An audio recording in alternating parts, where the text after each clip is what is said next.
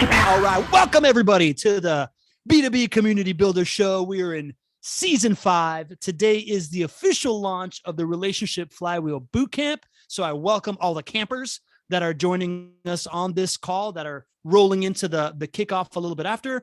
I'm your Chief Executive Connector, Pablo Gonzalez. With me today is a lady that may be the coolest lady I have ever met, just for the record. She is a marketing strategist. She's a business coach.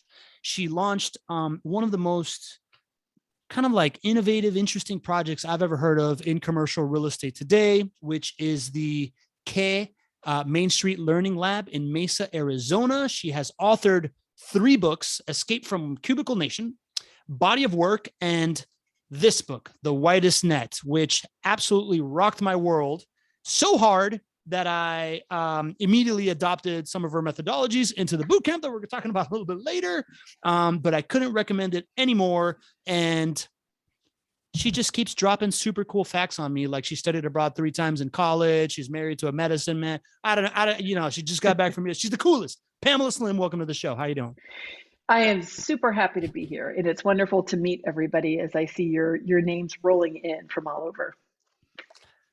Super pumped to have you on board, Pamela. You know, I have this little tradition, which is a roll call. I like to acknowledge the audience. So let's kick it off real quick. Roanne, our community manager, is in the house. If you need anything from the chat, she is here to help.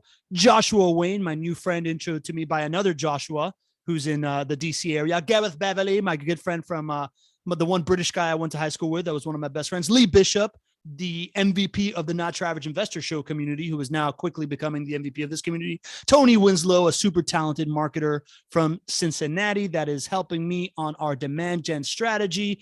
Deb Shell is in the house. Deb, I'm going to have to get to know you a little better. Luisa Escobar. Luisa, I believe she's from Argentina, and she's helping out my buddy Mike McCarthy in this boot camp. Pumped to get to know you, Luisa, in the boot camp. Who else we got? Anybody else check in here? All right. Joanna Bautista, our senior account manager at Be The Stage. We got Isar Maitis, my Israeli business partner. I'm just trying to show off an international thing to impress everybody. Trina Sarekia, one of the stars of the last bootcamp. Jess Merrill, another star of the last bootcamp, who is soon to be our client. We're about to kick that off. She's changing the game when it comes to fundraising and nonprofits. So pay attention to what Jess is doing. Super, super interesting stuff. All right, Pamela, time to talk to the star of the show. But we have to clarify that Luisa is from Colombia, which is a place where I lived. So not Argentina. Let's be really clear. I just wanted to make that sure. Luisa, I got you. So Luisa, Colombia. Luisa, as a Venezuelan person who's been called Argentinian before, I apologize. We will get to the meat, but let's just get that straight to start. Yeah, we'll get to. Thank you, Pamela, for saving me at least the first time so far on the show. Pamela, like one of the things we promoted this thing as a, missing playbook from category design, because in category design, the whole idea of the ecosystem that comes with a category is so huge. And I've just never seen another framework for creating an ecosystem and how you go about it, which is really, really impressive. But what really spoke to my heart was the idea that, 2019, after my purposeful pause, I came out of that thinking my mission is to prove community creation is the future of business development. And the moment that I started selling community, I got hit with a wall of communities, just not a Monday morning problem. So I had to kind of just reinvent what I was selling to kind of bring community on the back end of what we're executing. And I would love to ask you what you think of that statement. When I say community is not a Monday morning problem, where does your head go? Well, first, with probably great compassion, because yes, anybody who is a community builder at heart has reached the blank stare sometimes when you talk to people about that being a core element of business building. What I think it's like for any kind of strategic focus that you might have is if we look at any other part of our life where maybe we want to be drinking more water, and we say overall, each of us in 10 years wants to be much more healthy and to bring more water into our life, that in general, it can be hard to imagine like a small action that you would take on a Monday morning that would be taking one additional sip of water that would really make a difference to just being in the very best shape of your life and the best health 10 years from now. but it is that kind of incremental thing where as soon as you recognize, and this is a point of view. So part of what I like about the world of business is there's all kinds of different points of view. There are different values, there are different metaphors that people relate to. So in order for it to be true, that community is a really important part of building a business. We need to share the value that relationships are really at the heart of business. And we might also share a value, which is it is hard to get things done alone. It is hard to build a business. It's hard to run a company if you're not doing it connected with other people. So I imagine people who are gathered around you have probably crossed that bridge to say, yes, it's hard to do it by yourself. Yeah. And yes, I would love to be doing business in a way that feels natural and highly relational. If you agree with those things, that's when we break down the behaviors and the day-to-day activities of building a business, community building and a component of it has to be a Monday morning activity, because when it hits you, if you've been one of the lucky ones, I don't know if anybody's been in that case before. I think of the days when I started my business 25 years ago, it was in Silicon Valley. It was a high growth time. I had a very valuable skill set. I was director of training and development. There were all kinds of programs being built. So I stepped directly from my role into self-employment. And pretty much from the first day I stepped in, I was making more money and doing better because it just was the nature of what was happening in that environment. I could have told myself I was the most brilliant business person in the world when the reality was I was just lucky. And I happened to step into a situation where there was a market and I knew how to sell myself. But as soon as things start to dry up, as soon as things contracted, which is what I saw in 2000 and all of us have seen many times since, that often is when you begin to recognize how important it is to have an ecosystem and have a community. When everything's going good, you won't notice it until things dry up. Such good stuff to unpack there. The first thing that I would love to just repeat is relationships are at the heart of business, right? Like as we iterate through our messaging, the idea that relationships are the atomic unit of business is something that's become very, very clear to us. And whether it's the relationships inside the company or relationships with your clientele or, with the market at large, that's kind of the key to the ecosystem. And to your point, if you believe that as a strategist that you are, then it might be an extra sip of water if what I'm trying to do is just get really, really healthy on a Monday morning, but your strategy has to lead to community or lead to health. Right. So I love how you frame that. And then what really just resonated with me is that your network, your community, your relationships are I frame it as the diversification of your portfolio of life, right? Like your investments, you can't have everything go to hell. But if you're well diversified in your relationships or your portfolio or whatever it is, you're going to be okay. That's right. And I just remember I remember back at the one of the first of many crashes, economic crashes I've seen in 25 years in business. I remember very specifically, I was working in Silicon Valley with tons of tech companies. I remember there was a company that gave a BMW convertible as a signing bonus to brand new engineers right out of graduating. It was a heady time to be there. But I kid you not, because I was living in Silicon Valley at the time too. So it went from looking at just this parking lot filled with all these amazing cars to a week later having empty parking lots, mass layoffs. Yeah. And what I had been doing, not realizing at that point many years ago, that was ecosystem building and tiny marketing actions. I had relationships in financial services for a few of the protected areas, places like Charles Schwab.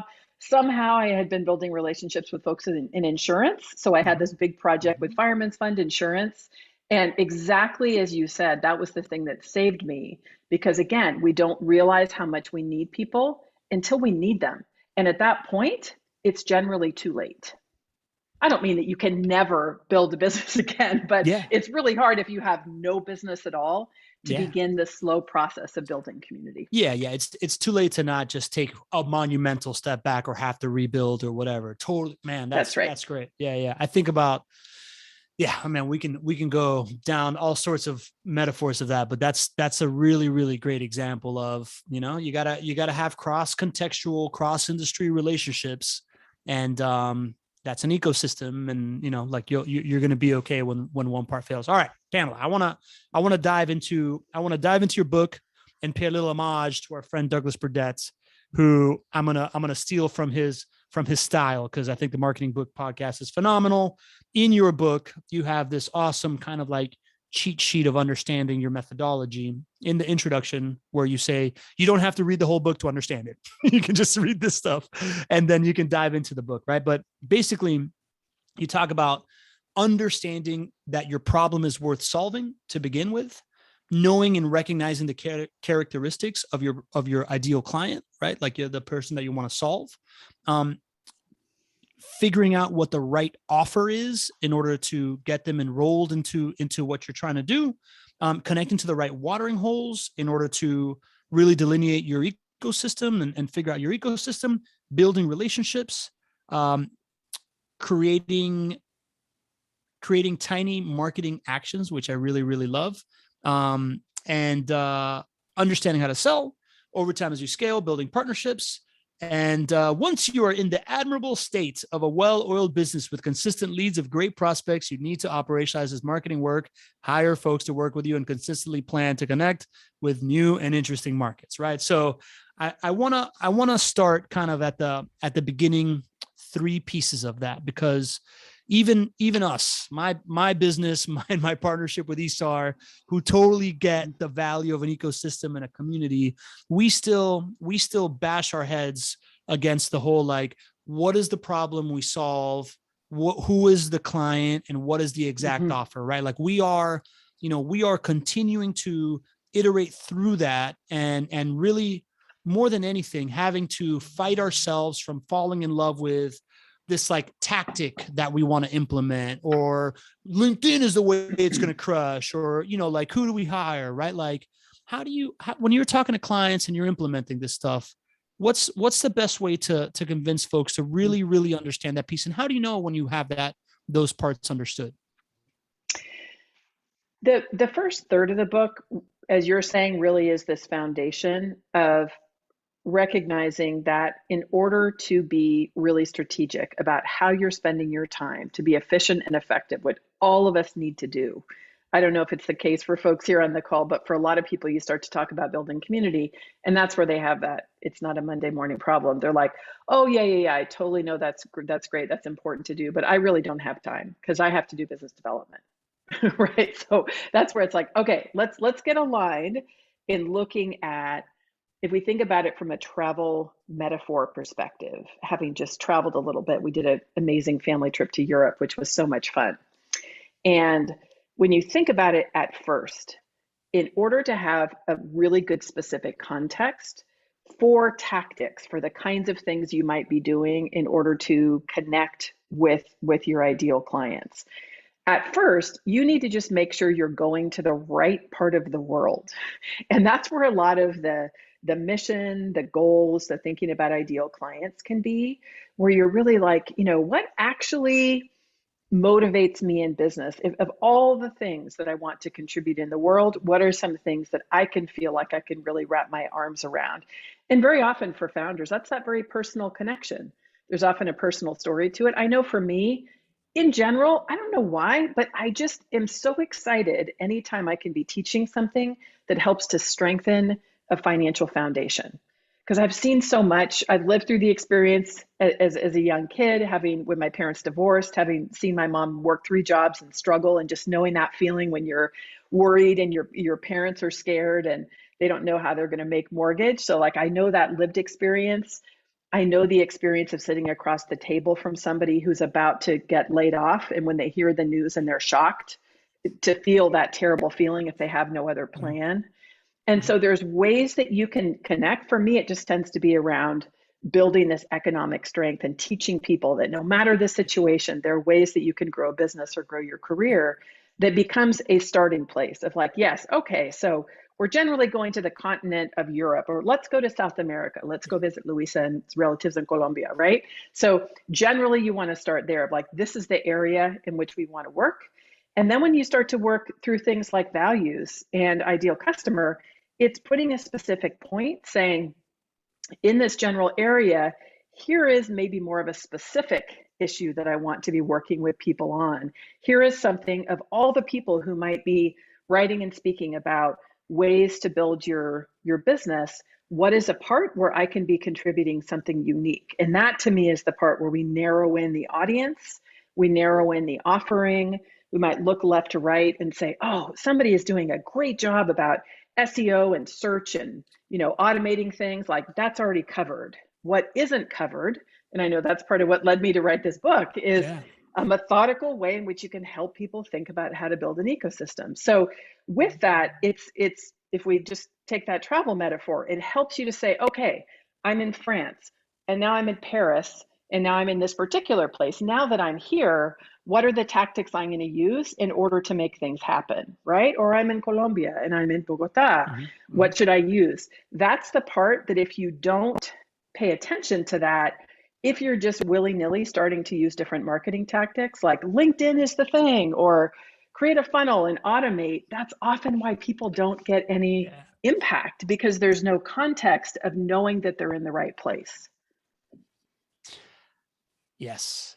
All right. So if I'm hearing correctly, it's start with the end in mind, right? What's the mission? Where does the mission need to take you? And if that's where you're going, right, then you can reverse engineer kind of like, who are the people that need to go there, or the people that are there or need to go there, that you can truly help. And that's like the number one thing, right? Like, yeah, it's going from a big, like, I could do a bunch of different things. Let me narrow it down. Of all the people in the world who I want to help, like, who are the ones I actually enjoy working with? Yeah. Of all the things I could be doing, is there some way of thinking about solving a subset of this problem? And that, to me, in the framework of the book, is your audience definition. So you would define your audience not by demographics necessarily, like they're in the automotive industry, but it would be, I work with marketing managers who have who are committed to increasing their, brand awareness by 15% next year. And that way people can recognize themselves in that. And then you could be building specific strategies to address it. Yeah. The people recognize themselves in that is one of the things that we've struggled with the most, right? Because in our language of like, we want people that want to build community, or we want people that are relationship business focused, right? Like it seems a little bit too wide, and we're kind of settling in on this idea that the people that we want to work with are definitely core values led companies, right? So this idea that if we can speak to how much pride you have in your core values, why not shine a light on it by having this like weekly show where people can interact with your people and create this marketing content. And as I'm also developing it more and more, it feels like the B2B tech space is so flooded with people executing podcast strategies that I'm gravitating more towards like the tech-enabled service provider with a national footprint. They need some kind of like exposure and some differentiation, and like their service is really something that really, really matters to them, as opposed to their tool or whatever. So that's kind of where we're headed. Are we warm there on kind of? I love that, because yes, you're always trying to translate whatever. We have our own internal baseball or soccer, whatever sport you like. We have our own terminology that we use, and that's where we get all excited about community building if you're already a community builder. But when you think about it from the perspective of your clients, what are they trying to do? What is a problem, challenge, or aspiration they have? And how can you be translating your work in a meaningful way? And then what I like about the differentiation when we think about ecosystems is that already when people are trying to do that, they're already out there looking for resources, for speakers, they're listening to other podcasts. And probably if you're really tuning into those folks you want to help, they're like, yeah, this is good, but they always miss this unique part about who we are. Or I know for a lot of my folks who are very much relationship people, they're like, yeah, I get all the tactics and tools, but I just kind of feel disheartened when people just begin to talk about, prospects or clients as numbers, and it feels dehumanizing, and I don't like that. And so these are little clues you can listen for where somebody's saying what's missing is this, or what's not being covered is this. And that's where you begin to really hone in. Love that. Love that. And he starts thinking from a jobs to be done perspective in order to truly understand things from the client's perspective. And yeah, I like that. So I want to key into Lee's got a question, right? So Lee is I'm just going to read it. Pamela, I am migrating from real estate investor to hard money lender.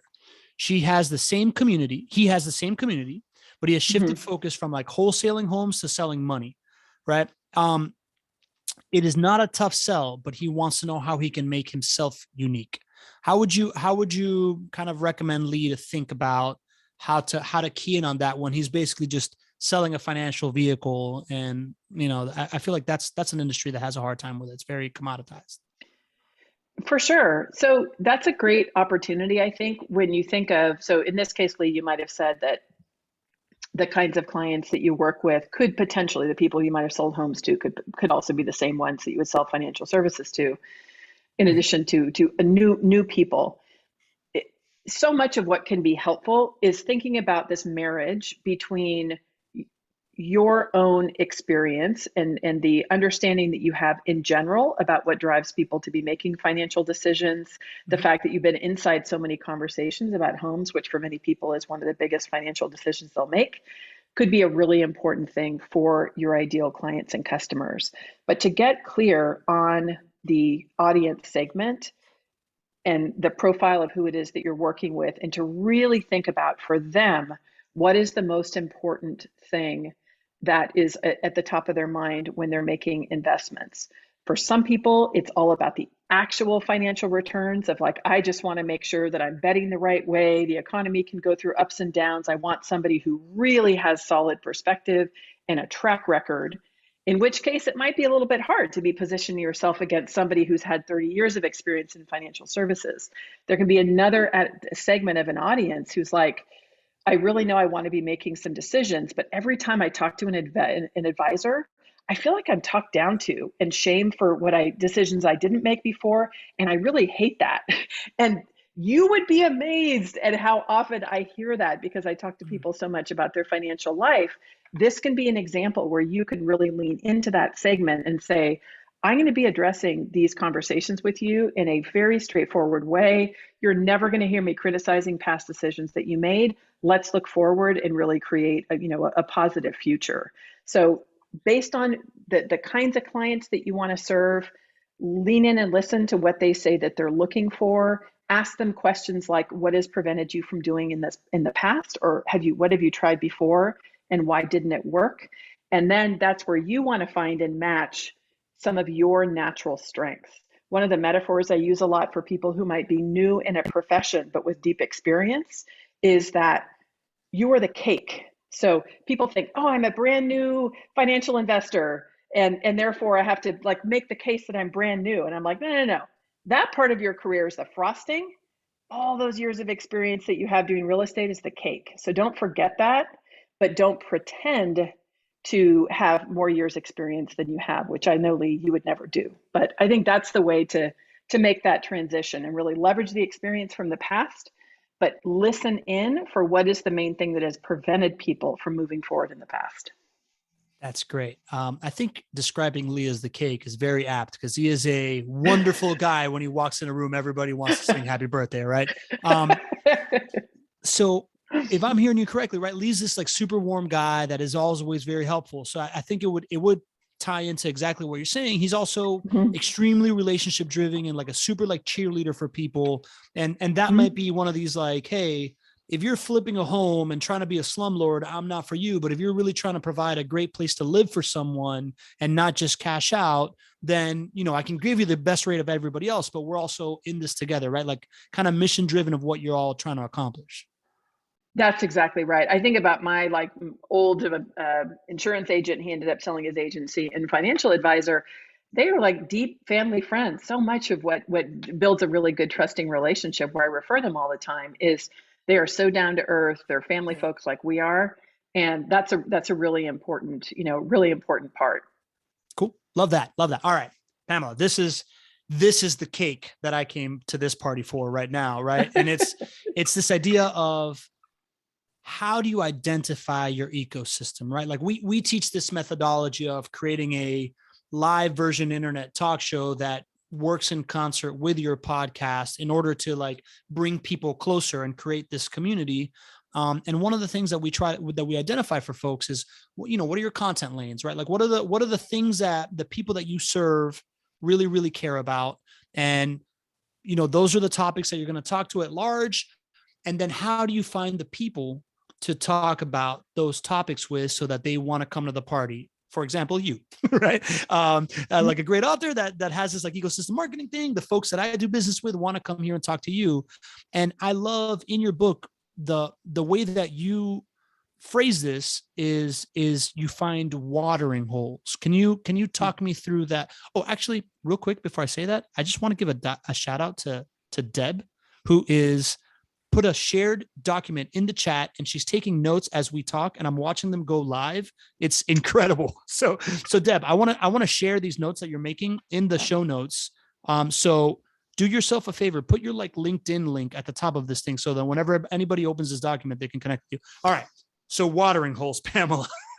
The way to identify your ecosystem is via watering holes. Can you describe to me what that means? And then let's dive into a little bit of like really cool tactics that you've identified in order to do that.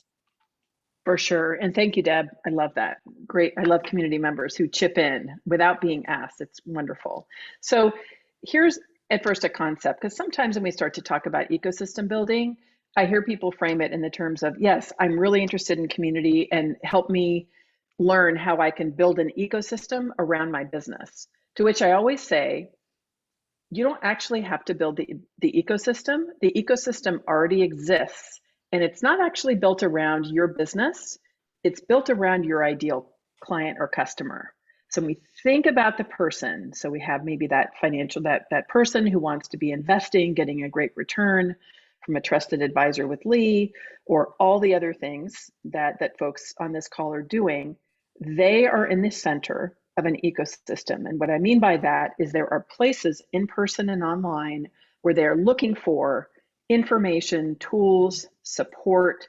They are hiring service providers. Many of them are using products like software products in order to help them reach their objective. They're tuned into media hubs. They may be watching shows on television. They may be listening to podcasts. And they are already looking all these places for information. This is where, not shockingly, it goes back to our earlier conversation about mission and values, because the way that you really discover who that person is they are on a mission that you care about. So you have defined, yes, I'd love to work with people who are dealing with this particular challenge. And from a values perspective, the people who would be in their ecosystem, our clients are usually making a lot of decisions based on values, which is very helpful to you, because if you relate to that person really well and you know they're choosing you because there's values alignment, they're probably making other decisions the same way in terms of who else they're paying attention to and the products they're listening to. Meaning, the products they're using, like things like software or professional services, or maybe news shows or podcasts they're listening to. So with that as a framework, the watering holes are simply places in that ecosystem, in person or online, where somebody else wonderful, you in this case, Pablo, have already gathered people together to talk about a topic that I could talk about all day, that you could talk about all day, because we are aligned in this mission of teaching people how to build community and build strong businesses as a result. We already have that alignment and connection. But for me to show up when you have done all this hard work to gather people together and build community is a really strategic way in order for me to build a business.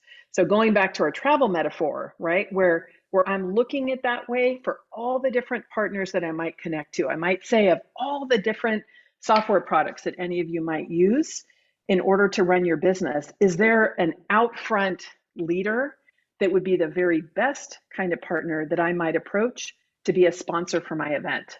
I did a big research project a number of years ago with Susan Beyer, who I mention in the book. She's the audience expert in chapter 3.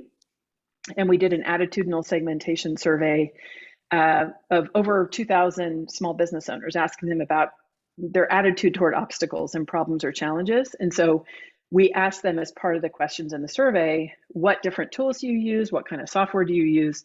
And it happened to, at that case, this was a couple of years ago, of all those people, the very top software was HubSpot. So this would be really strategic information for me to know, okay, and the survey went out actually through organic channels, through my own connections and clients and friends and family. And so through that, that would be a good indicator of all the different companies to connect to. That might be a good partner to have. So with that in mind, the same thing would be for in-person events. And thank goodness we can finally connect. I'm speaking almost every week in May, and I'm so excited we can finally safely gather again. But the same thing would be true of all the different events that you could speak at or attend. What would be the biggest watering hole that is filled with A, ideal clients, B, really amazing partners, what I call peanut butter and jelly partners, people with highly complementary skills that might be fellow presenters. And then very frequently, the sponsors of those events are also companies that you could probably do work with. It's like the absolute trifecta of community building in events. And that's why strategically, if you're thinking about where to spend your time, you could get tremendous benefit from maybe one or two events if you are really planning and preparing the way that you navigate through that experience. I just want to be like, hell yeah. Note to self, go to Pamela Slim keynoted events. Right, for me. Man, that's so brilliant. And I think a lot of people underestimate how powerful that can be, right? Finding the providers, finding the tools that your customers also use, right? As a access to other things and who their customers are and what their marketing channels are.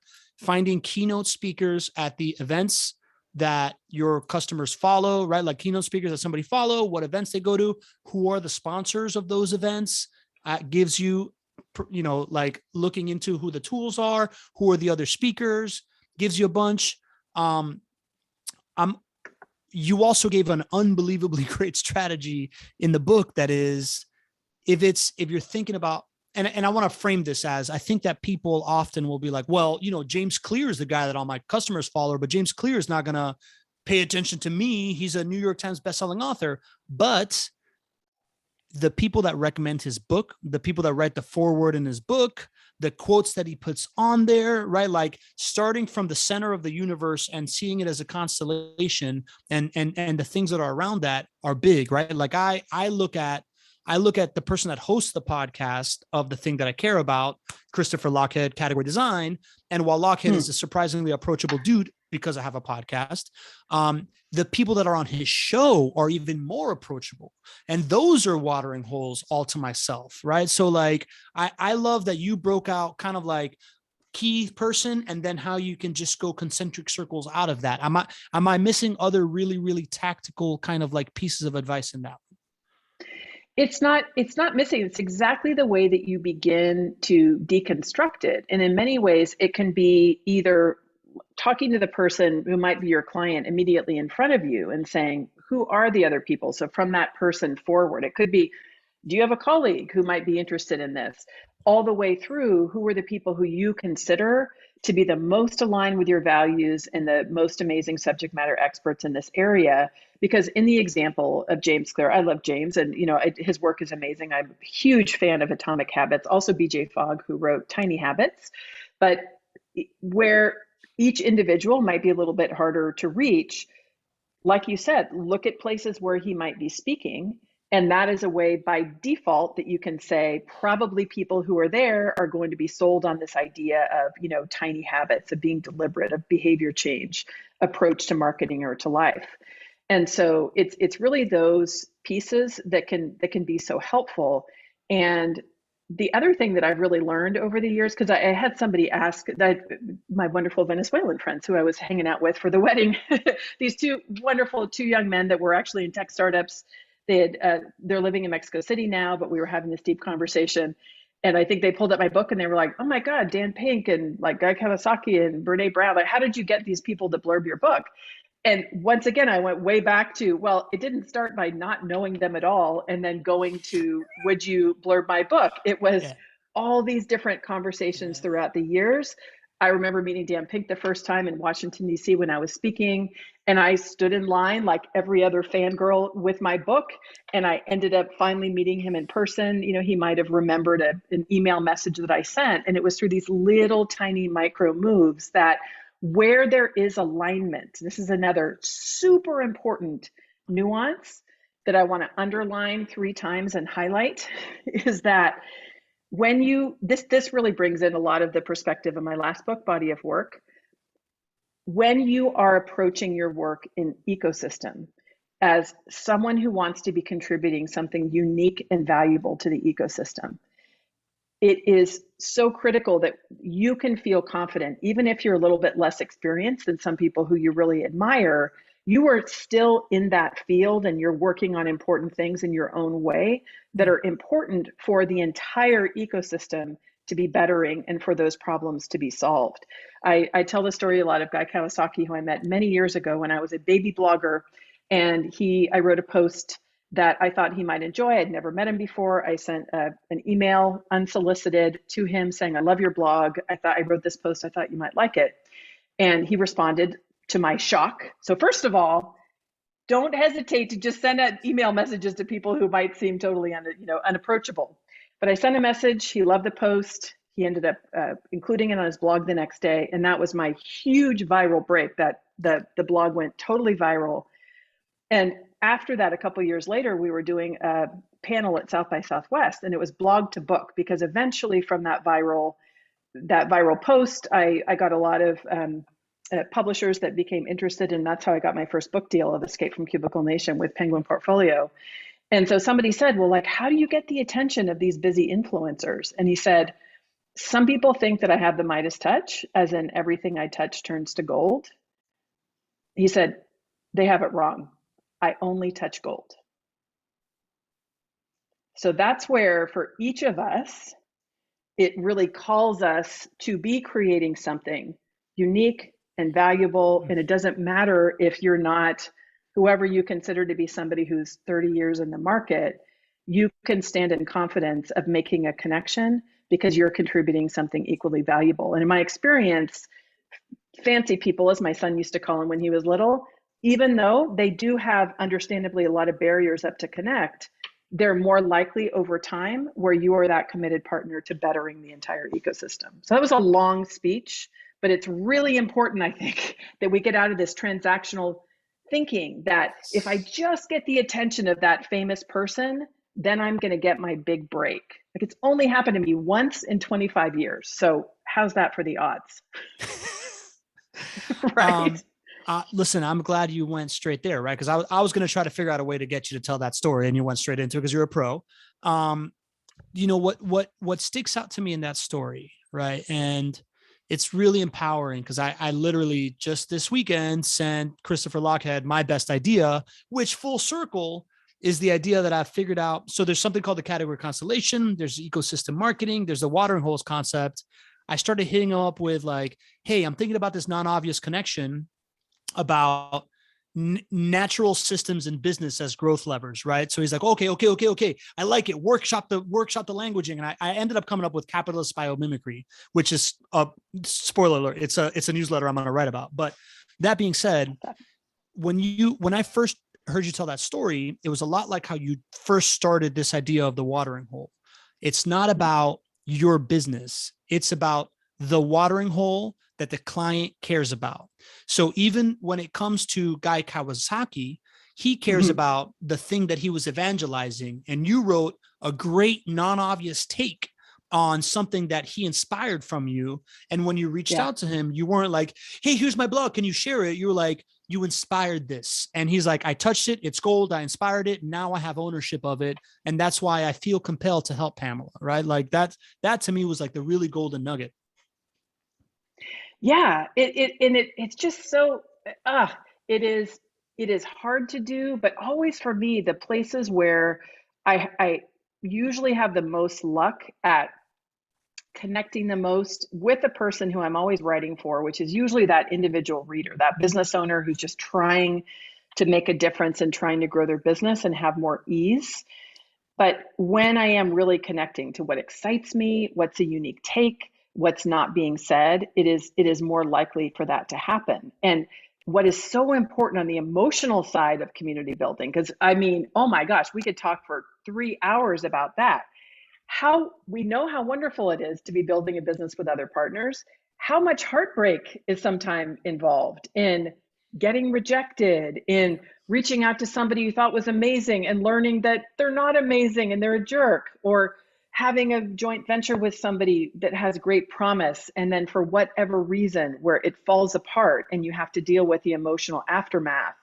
What it feels like sometimes to be included in a community, to be not included. All of these are things that emotionally are strength that we need to develop as community builders, which is why it is so important to always stay focused on what is that mission that we have? Why is this work important? Or one of my dear friends, Todd Henry, who wrote many great books, but one of my favorites, Die Empty, says, what are you willing to lay your body down for and say, not on my watch? That's that mission level thing of like, oh, it felt so bad to be burned by that person. And like, oh, I'm still stinging from that embarrassment when I went to the conference and I introduced myself to my hero and they looked over me and they ignored me. Or when I sent out that email for a new program that I was so excited about that I was sure would sell and nobody bought it.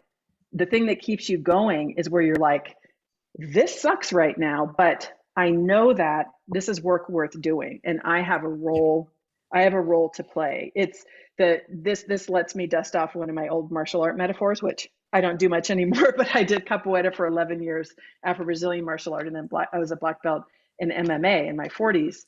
And I would always notice that I just say it to warn you, Pablo, in case ever you give me any trouble. I'm not afraid to defend I'm just going to tap out preemptively right now. I tap. But one of the best lessons that I ever learned in martial arts was that while it's exciting to see somebody who's flying around the room and doing huge spinning kicks, or in capoeira, if anybody's ever seen it, doing backflips and circular kicks, it's so exciting.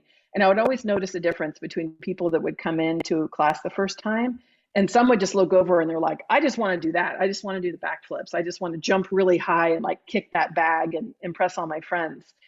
And the people actually that ended up usually sticking with it all the way through the higher ranks were the people that just did what needed to be done at each step. And what you realize over time is the learning that you do emotionally, physically, spiritually prepares you for that success when you have it.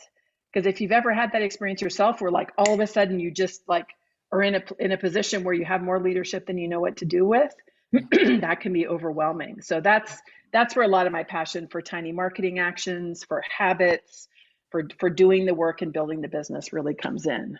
And hey, I got to throw a good martial art metaphor in for anybody who likes martial arts. Yeah. Listen, I just put in the chat that not only are you the coolest lady I've had on my show, you can also kick my ass. So like, it's really awesome. Man, you just described that you hit that. So the chat's on fire, right? Like this idea that you're giving people life and this is so inspiring. I can completely relate to the way that Luisa feels and Trina feels right now. Cause in one description, you just described surfing for me. And you also described content creation for me, right? Like you see people riding a big wave, but it's really all the times that I felt like I was about to drown. That makes me super pumped about my 2-foot wave that I barely stood up on. Just like the 200 podcast episodes that makes me super pumped the moment that Christopher Lockhead responds to me in a DM kind of thing, right? Or something like that. It's wonderful. And also we've had some Q&A questions here from Tony and Deb that I want to get into if we have more time, but like they're basic, you know what, let's get into it right now. I want to give value. They're both basically talking. So Tony's talking about like not having a product to sell, but a mission to spread. And can he still create a community? And Deb is asking about, how do you use strengths in your business? And what is the key to pulling values and finding the right value and focus to narrow in on? And you just kind of hit that right on the nerve, right? Like what's the thing that you're willing to throw yourself on the sword for, right? Like the idea to me when I was in my construction career, that it was so transactional. All they thought about was like, nah, man, if we're not giving the price, we're not going to get this contract. I'm like, bullshit. relationships will always beat transactions. And the moment that I read that in a Jim Collins book, I was like, this is it. This is what I'm willing to die for. Right. So maybe if you can talk to this idea of how a little bit more on like what is the thing that you fall on the sword, and is that the thing that's going to help you tease out the value and build a community even if you don't have a product? Is that kind of right? I think so. So in many ways, I could see maybe Deb and was it Garrett or Lee? I forget who was saying about the not having a product yet. So where you're Tony just doesn't building have a product community. yet. Lee is transitioning Sorry, into Tony. hard money. Yeah. Okay, got it. So in that case, you can think about it where absolutely, as somebody who is a passionate problem solver within an area that you have great passion for, to me, like that's often what community is built around, where you have other people who are excited to help people do something. So to solve a problem that is really entrenched, or to reach a particular aspiration. So where you have a unique take in that, where you're constantly somebody in social media, in your own newsletter, on a podcast if you have it, in live events, where you're somebody who has an interesting perspective and you're sharing ideas and contributing to that, that for sure will be ways that you can begin to make connections where people are like, oh God, Tony's so interesting. Every time he opens his mouth in our meetings, he always says something that's really interesting. And the people he's referred to and the books that he's recommended have always been just super interesting books. So you can begin to be part of somebody's awareness and their ecosystem, where you become somebody who is sharing interesting ideas. And we certainly see that with, I call it a beacon in the model in the Widest Net, where an ecosystem and watering holes are places where you go where other kind people have already gathered community. Your beacon is your choice for your singular marketing or communication vehicle that you use to share your own thought leadership. What's so beautiful about podcasts, as you said, is it is that opportunity for you to also invite other ecosystem partners in order to have conversations and to broaden it. So from that perspective, and classically what for years we've called content marketing, that is a way to begin to build an audience. I'm speaking next week at CEX, which is Man, I tried here, so hard to go to that, knowing that you would be there, and I wasn't able to pull it off. But continue. I wish you could. I wish everybody could be there. But my good friends, Brian Clark, who founded Copy Blogger, some folks might know, and Joe Paluzzi, who did content marketing for a long time.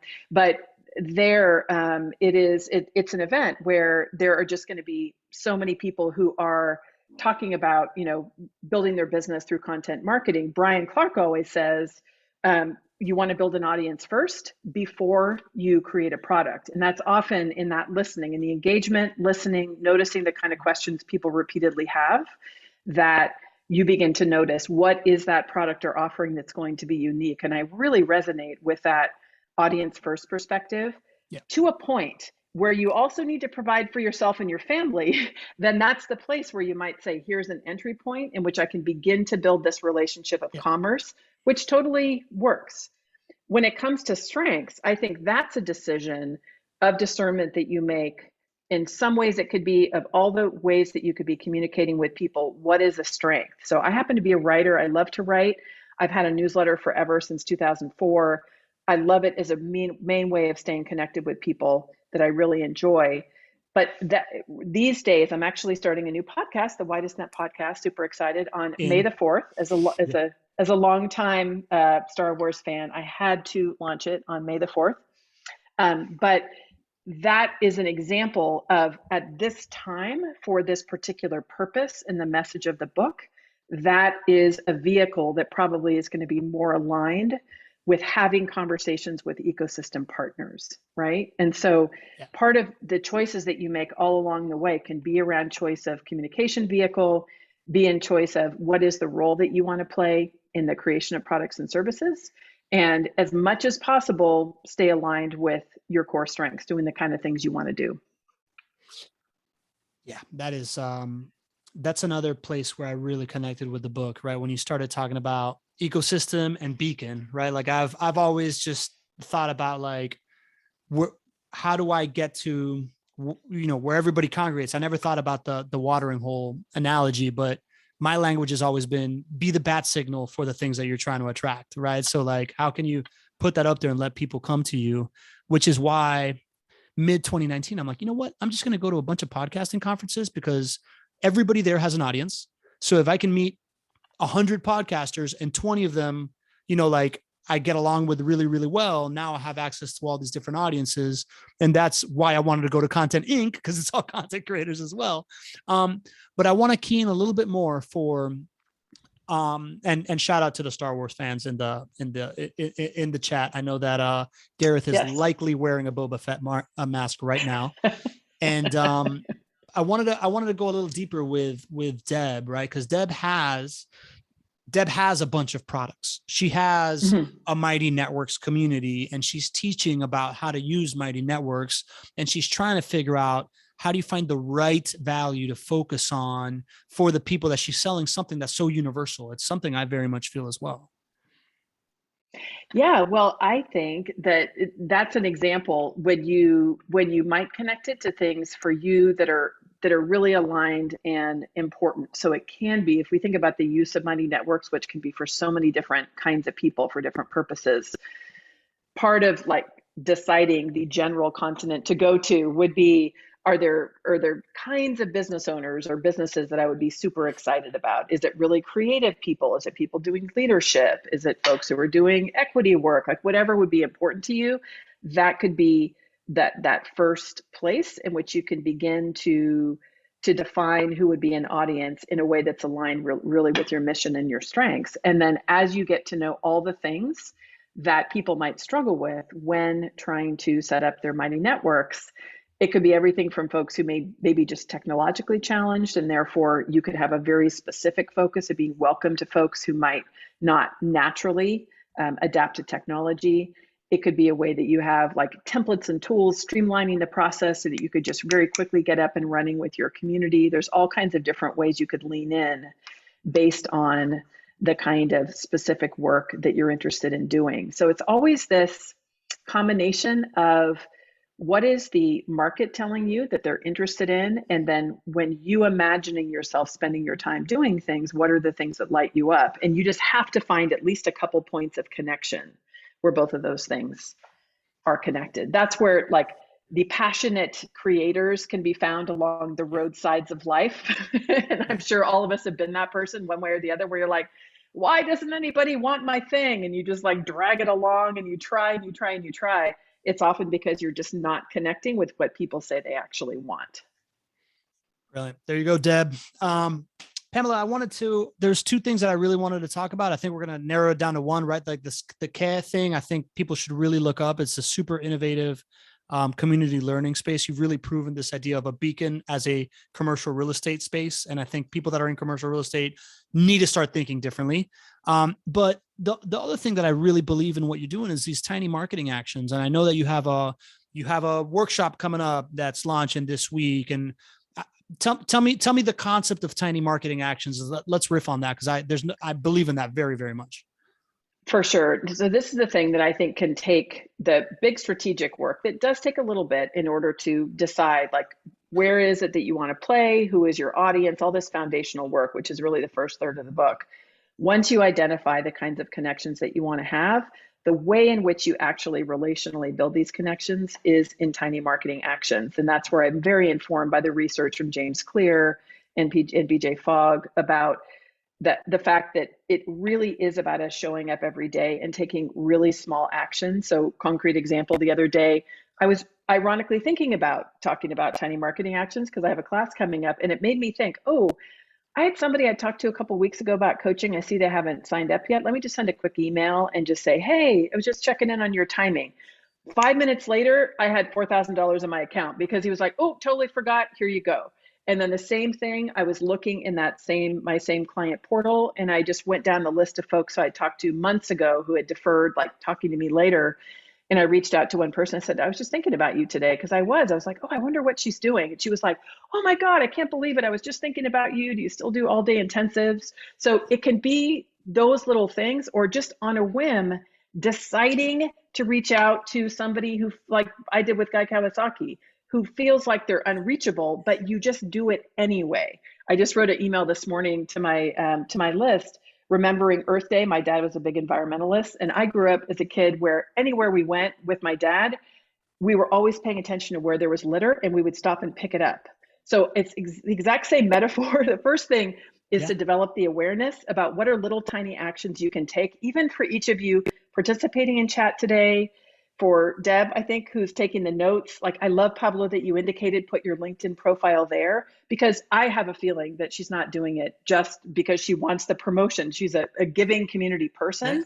But by virtue of doing that, of showing up every time you go to an event, every time there's a virtual event, of introducing yourself and putting a link to your business, are ways that you can take tiny marketing actions. And when you know the general areas you want to connect in, it makes it easy, and it ends up totally increasing over the lifetime of your business, the flow of leads. It is incredible. I could tell you stories if we weren't 3 minutes away from ending, some of which I told in the book, but are amazing about the habit of tiny marketing actions and just taking these tiny little steps in order to be seeding opportunities. The key is to seed and then let go of expectation. So not refresh your inbox every 5 minutes, just seed and then let it go. And it's really powerful. I'm signing up for this course, for the record, right? Like there's nothing I believe in more, right? I know that we're up against it, right? But here's a tiny marketing action. Every time that I go to a city where there is either a conference or an event, or I'm going to visit a client, if I'm there on a work trip and I'm not there with my wife and I'm allowed to be an insane extrovert, then I look into my LinkedIn. I look at all the people that are in that city, and I say, and I try to stay at a hotel that has like a cool happy hour thing, like a rooftop thing or whatever, like at the Drake in Chicago or whatever. And I'll reach out to like 30 people and say, hey, I'm in the city. I'm gonna buy a round of drinks, right? At the Drake, I did like a tea party, and I get 9 to 12 people to show up, and all of a sudden, boom, you just hosted a networking event in a city that you flew into for no reason. You connect some people from where you are, from the event that you're going to, maybe other people in your network, and make that connection. And that has led to a contract, right? Like it's, I call it, in my speaking points of networking, I call it be inviting. Just have stuff to invite people to, whether it's checking in with you for this, or I'm running a 5K, maybe you want to do it with me, or, whatever, have no expectation, send them advice, send them things. I can't wait to hear all your tiny marketing actions. I'm in. I love it. I have 2 fun ones just for people. If you haven't done it, any sports parents here, being a soccer parent myself, introduce yourself to other parents and just say, hey, what do you do for a living? We always hang out. We're screaming at the, referees all the time together. Like, what do you do for a living? It's amazing what you can find out sometimes to ask other sports parents. The other thing is the drive-through in Starbucks. If you go to a regular Starbucks, I have long, deep conversations now with so many folks who work there. I've sold my books to their parents and things like that. Just by they're always like, how's your day today? I'm like, how's yours? How you doing? And every day we engage in little tiny conversations. It's amazing how far that can go. So have fun with it when you're planting the seeds. I literally just paid for the course as we're talking. Pamela, I appreciate you so much. I just want to, before everybody signs off, because I'm doing with Pamela, we are doing the kickoff for the flywheel. If you're here, I invite you to join. Just stick around. We're going to make everybody a panelist. We're going to get to know each other and talk about how we do this thing. Even if you're not a boot camper, we got past boot campers. We got future boot campers. We got people like Gareth, who just stalks us everywhere and hangs out and all the things. Gareth, I see you. Pamela, man, this you have just officially become my favorite watering hole, right? Like, I don't know if that's weird to say to somebody, but no, we get it, right? We are perfect peanut butter and jelly partners, right? Let's say that, because you give a very specific, right, complimentary service. I love the connection, right, with your fun community. And those are things to pay attention to. So I appreciate you so much. I appreciate everybody who's on the call. Garrett, I'll leave you with a Brazilian Jiu-Jitsu phrase that my friend Carlos, who teaches, always says, which is train hard, fight easy, right? Like when you do that work in order to do the strategic work, when it comes to actual opportunities, like you are ready. So it's such a joy and a pleasure and an honor to be connected. Thanks so much for sharing your community with me. I will stalk you for every keynote that you are giving from henceforth. So be prepared. Excellent. That sounds good. Thanks for joining us, everyone. Pamela.